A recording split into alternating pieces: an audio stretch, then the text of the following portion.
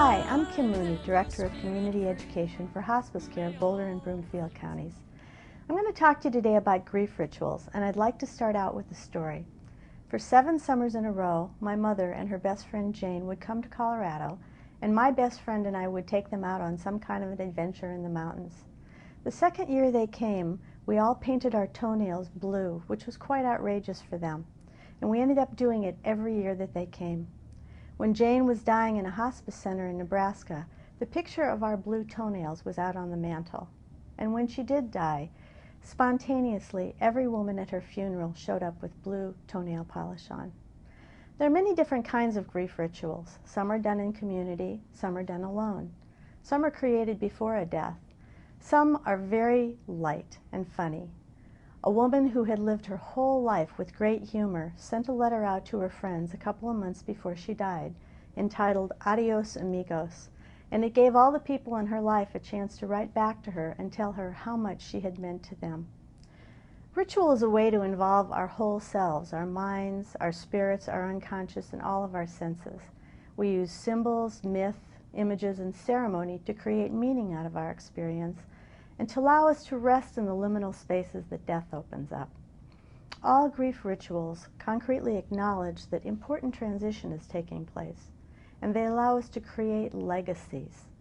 They also help us to feel a part of something larger than ourselves, and they can foster safety, comfort, nourishment, and strength. There are basically 2 different kinds of power in rituals: sacred power and Loric power. Sacred power comes from performing traditional rites that we have done for centuries. That can be things like planned funerals, Catholic requiem masses, or sitting Shiva in the Jewish tradition. And when we do these things, we actually are walking in the footsteps of hundreds of thousands of people who have gone before us, and we remember that we are part of the shared human experience. Loric power really belongs to rituals that happen in that moment and that place to those people.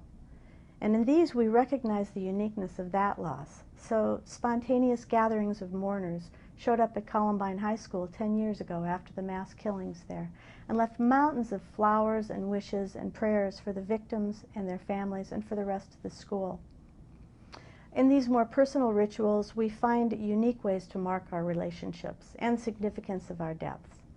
So a father creates a video for his children so they won't forget him, and for his grandchildren who will never know him. A group of friends shave their heads when one of them has lost his hair to chemo.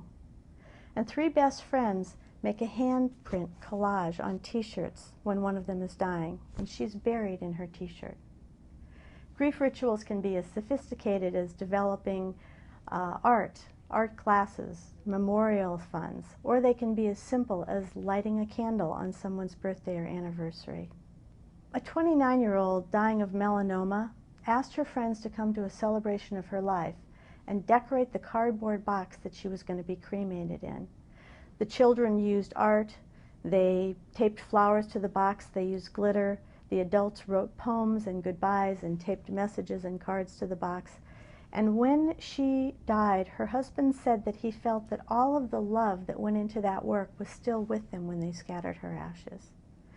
I think the key to creating grief rituals with power in them is twofold. First, it's creating them with intention. And second, it's allowing them to come from your deepest values and feelings.